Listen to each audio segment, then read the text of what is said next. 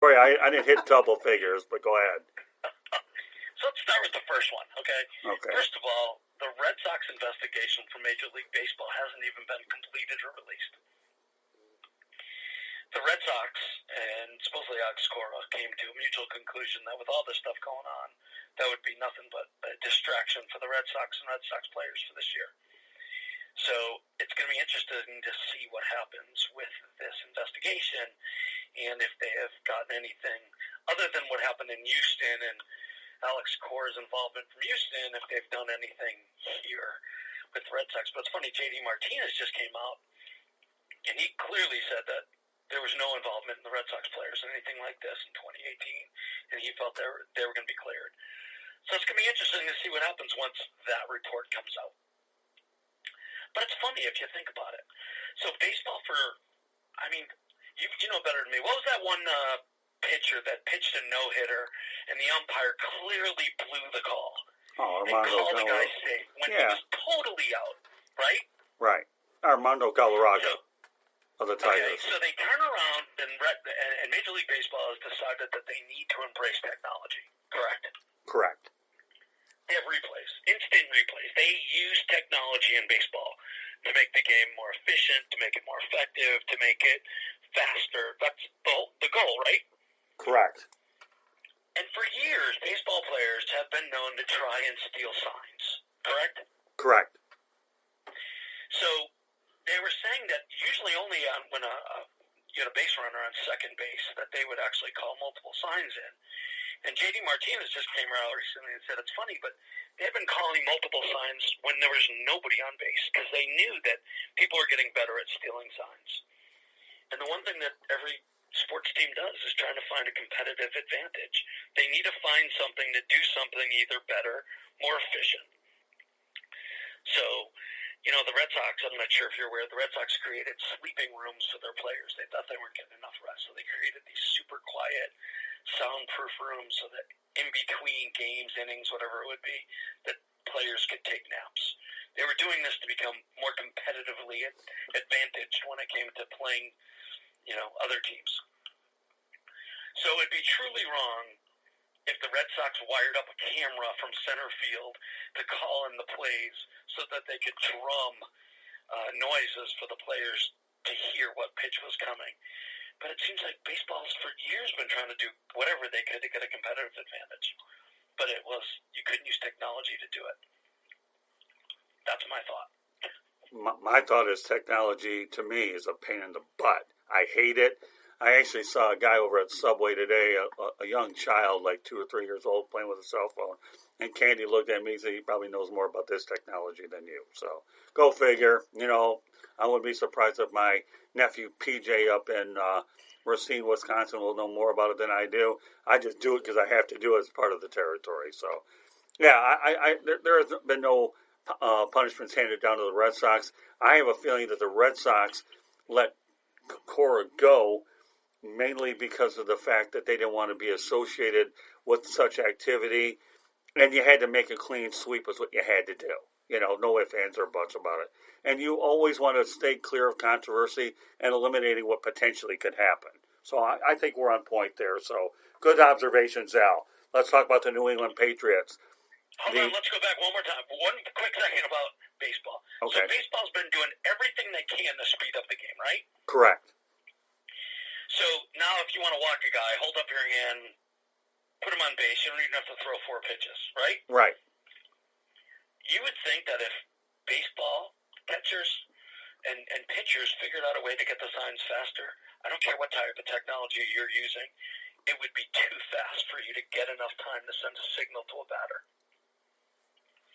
So if they want to stick with their theory of let's make the game faster, make it faster, because there's no way, even if you had a camera technology, somebody reading the sign, by the time you were banging on a drum in the or garbage can in the dugout, the pitch would have been released and it wouldn't have mattered. Right. So baseball's kind of guilty of not doing their own thing. So that's enough. That's all I'm going to say about it. Well, you don't have to say one thing. I'll just say I agree with you. The pace of play has triggered Rob Manfred to go ahead and want to make different things. And let's not kid ourselves. Baseball is an untimed sport like some of the other ones. So when I associate baseball, Al, the word chess game okay, is how I associate it. Yes. So you're right on. You're definitely on point there. With that said, okay, let's talk about the New England Patriots. Nice run. Unfortunately, played in the wild card game this year. Notoriously, when they've gone to the wild card, they don't make it to the Super Bowl. But they lost to a tough Tennessee Titans team, and New England just couldn't stop Derrick Henry. So, if you're going to lose, at least you got to realize that Mike Vrabel, who once played for the Patriots, had Belichick's number. Candy, why don't you weigh in first on that, and Al, you go ahead and chime in next. I think the Patriots just they had their hands full, and they just weren't all in sync. It just wasn't one of their years, I don't think. I mean, as well as they did in the regular season, they just didn't have enough. Like Scott said, Derrick Henry ran all over you guys. Plus, they ran into a hot quarterback named Ryan Tannehill, who, by the way, couldn't make it with the Miami Dolphins. Give the guy a change of scenery. What happens? Well, the Music City Boys were definitely having a Boston Tea Party or a Boston Massacre in that respect. Hating to say this, okay, to a guy who hails from the area, no, but it is what it is. Ryan Tannehill had a pretty fine afternoon, and that's why the Patriots are watching it at home over the week next week. Okay, so let's put this in perspective. Go for it. I had to go into Sears to pay my Allstate car insurance bill, and I'm wearing a Patriots jacket, and I'm asking somebody for advice on where to get or how to get to the Allstate office at the desk, and the guy says, "Look, I'd love to help you, but you're going to have to take the Patriots jacket off." And I looked at him and said, "Hey, buddy, they're 1-15. Suck it up and get over it." So I've been a Patriots fan a very long time, and yes, I remember when they were 1-15. Okay, and if you think about it, it's an amazing thing. So when Drew Bledsoe got hurt and he didn't get his starting position back then the rule was that a starter never lost his position to an injury. When he came back and he was feeling better, he got his position back. That's the way it was. And they went with this guy, Tom Brady, who, you think about it. When he first came in, he really wasn't much. He wasn't highly drafted. Wasn't very impressive. And they went with this guy. And if you look at all the success and all the things that they've done and all the things that they've accomplished, unfortunately, not being a Yankees fan, the Patriots have been called the Yankees of football. But if you look at the way the Patriots have done it, there's never been anybody who's an outstanding all-star superstar. In fact, Tom Brady, for how many years, has never been the highest paid quarterback because he gave himself salary cap for a team that could actually bring in a bunch of different players. So this is their first year without Gronkowski. They've lost a bunch of players. You can't expect them to win every year. I mean, they had a good year. They still had a good team. If they had actually had beaten Miami in their last game, they would have gotten the first round bye. Right. So, I don't know how in the world you could turn around and berate for what they've done. It's going to be interesting to see whether Tom Brady comes back or... I can imagine the fans up in New England would kill Kraft if they let him go to play somewhere else. Look at Eli Manning. He just left the Giants and he retired. He's not going to play somewhere else. But my Red Sox did that one year. I don't know if you remember a guy named Dwight Evans. Oh, yeah. Dwight Evans wanted to play one more year, and the Red Sox wouldn't give it to him, and he played his final year in Baltimore. Didn't sign an outrageous contract. He just wanted to play another year. Right. So I got to tell you, I think heads are going to roll in New England if Tom Brady is not signed with the Patriots and given some sort of unbelievable deal because he thinks he's earned it. The only issue comes down to teams pay for what you've done or do they pay for what you're going to do? And Tom Brady's, 42 years old? Well, Tom Brady's given the team discounts so that they can surround him with talent. Let me talk about a couple interesting points, Al, that you just mentioned. First of all, I remember what your theory is 100% correct, meaning that in the past, okay, it wasn't good. It wasn't common practice for players to lose their job to an injury. I have one that hits closer to home back in Detroit. Okay, when Wayne Fontes was the coach of the Lions. Rodney Peete gets an injury. Eric Kramer comes in, leads the Lions to their only playoff win since 1957. And why Eric Kramer never retained that job will go beyond my wildest of imagination. So when you talk about Brady/Bledsoe, and the New England Patriots have had an incredible run. When the New England Patriots beat the Philadelphia Eagles in Jacksonville, I was at that game, and it was just the adrenaline going in that contest was unbelievable. I'm watching a guy here from the University of Michigan, by the way, the all-time winningest program in major college history, and now you got the quarterback who's won the most Super Bowls from the University of Michigan, leading the Patriots. So it's just unbelievable how a lot of these parallels tend to go ahead and take place.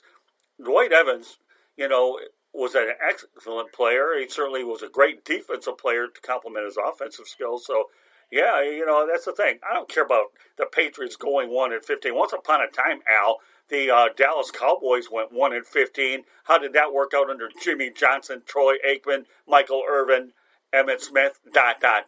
Oh, well, let's just say that it added up, okay, to Super Bowl wins, at least the tone of 3, 2 with Johnson and 1 with Barry Switzer, who had a ring handed to him by Hall of Fame coach Jimmy Johnson. So the dynamics are what they are, and yeah, you're definitely accurate on all counts. So, all right, so you've talked about Tom Brady, and I do believe that heads are going to roll if he doesn't go there. But bear in mind, Joe Montana should have finished his career with the 49ers, ended up with Kansas City. Tom Brady could be an intriguing option for the Las Vegas Raiders, and I've got to get used to saying Las Vegas Raiders because John Gruden is a happy quarterback camper when he brings in 9 million signal callers. They can't settle on any of them, but that's for another day. So can you imagine, though, Tom Brady going to Las Vegas in their first year of operation in Sin City?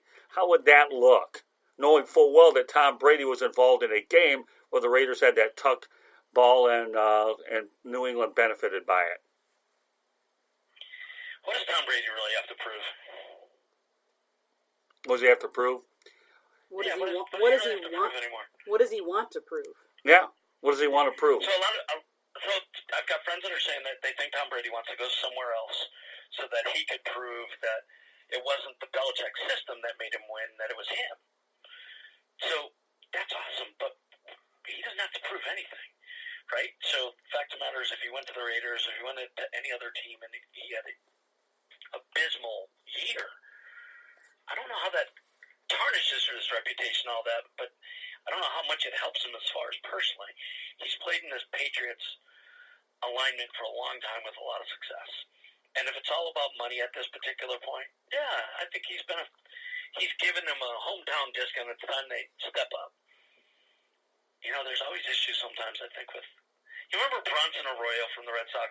Absolutely, yeah. An unheralded player for the Red Sox who ended up playing for the Cincinnati Reds later on. But Bronson Arroyo, yeah, I'm glad you brought him up. He actually used to play in a band with Theo Epstein. They were all good friends. And he signed this hometown sweetheart discount to stay with the Red Sox. And his agent said, "You're a fool. We shouldn't do this. This sweetheart of a discount that you've given to us, or given to them, gives them the ability to move you at any time." And that's exactly what they did. They moved him over to the Reds. So I think Tom Brady has been beneficial that obviously they trade him. And there was talks about it 2-3 years ago about him moving and that they should trade him. He's had some pretty high levels of success. I think it's just time to pony up, give him a services contract at the end of his career, and let him dictate his terms of his own demise, and that'll be the end of it. Yeah, but I think you make a great point, Al. What Tom Brady does have to prove in his mind, and I preface the word mind, Al, okay, that, Bill, I'm the reason you ended up winning these Super Bowls. Don't lose sight of it. You had ego problems with the Lakers a long time ago where you had Shaquille O'Neal and Kobe Bryant, who could do better without the other. And now you almost seem like you have the same situation with Brady and Belichick. Who does Belichick go down quicker than Brady? And I think there's a degree of intrigue about how this could play out. So, who knows how it will play out. In fact, we'll know in coming months in March when Brady becomes a free agent for the first time in his career, and he can dictate where he wants to play. I mean, Drew Brees has already stated that he won't play anywhere but with the New Orleans Saints. which is fine, and he's shattering records and ratings moving up the